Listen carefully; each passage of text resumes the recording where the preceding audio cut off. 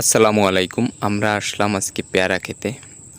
আর পেয়ারা বাগানে এসে আমাদের সাথে কি ঘটলো সব কিছুই দেখতে পারবেন এই ভিডিওতে।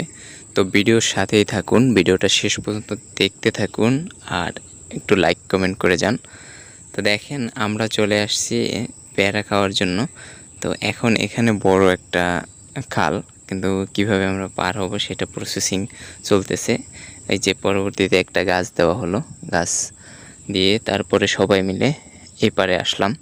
তো সামনে আরও একটা বড় খাল আছে, একজনে বলল, তার জন্য কিভাবে পার হব তার জন্য এই যে একটা সুপারি গাছ নিয়ে নিলাম।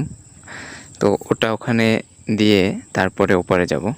তো অনেক ওই ভিডিওটা আমরা শ্যুট নিতে পারি নাই, কারণ ওখানে অনেক পানি ছিল, ক্যামেরাম্যান ছিল না। তো আমিও ক্যামেরা ধরতে পারি নাই, ভিজে গেছিলাম। তো এই কারণে আর কি আমি ভিডিওটা শ্যুট নিতে পারি না। তো ওখান থেকে চলে আসলাম। দেখেন অবশেষে আমরা অনেক অনেক করে তারপরে পেয়ারা বাগানে আসছি, কিন্তু আপনাদেরকে সব ভিডিও দিতে পারি না। তো আলহামদুলিল্লাহ অনেক পেয়ারা আছে গাছে। তো এখন পারতেছি। এই যে দুইটা ব্যাগ দেখতে পাচ্ছেন দুইজনের হাতে, এই দুইটা ব্যাগ সম্পূর্ণ ভরে নিয়ে যাব ইনশাল্লাহ। প্রচুর পরিমাণে পেয়ারা আছে, কিন্তু এখানে অনেক জঙ্গল। তো অনেক জঙ্গল, বড় বড় সাপ আছে। একজনে বলল অনেক বড় বড় সাপ আছে, কিন্তু সাপের সাথে আমাদের দেখা হয়েছিল।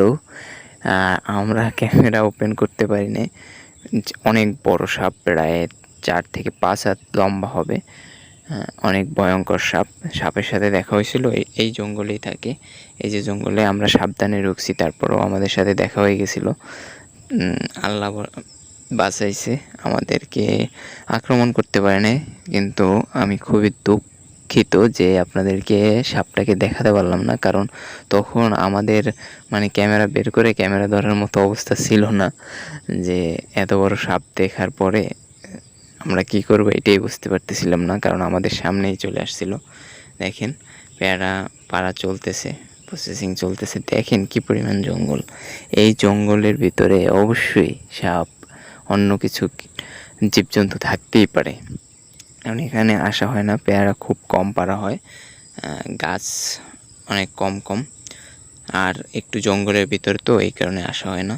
দেখেন আমরা মানে পেয়ারা বাগানে গেলে অনেক ছোট ছোট কান্দি, তো এই কারণে আর কি যেতে ঝামেলা হয়। তো আমরা নৌকা নিয়ে গেলে ভালো হতো, কিন্তু আমাদের কাছে নৌকা ছিল না। এই কারণে দেখেন আমাদের একটা কান্দি থেকে অন্য একটা কান্দিতে যেতে কত লাগতেছে, কষ্ট হচ্ছে। তো এইটা থেকে আমরা একদম বের হয়ে যাব, কারণ অনেকেই বলতেছে এখানে বড় বড় সাপ আছে। তো আমাদের ভয় লাগতেছিল, আর আমরা তো দেখছি, তারপরেও এই কান্দিটায় আসছিলাম। তো আর আমাদের মানে সাহস হচ্ছে না অত বড় সাপ দেখার পরে।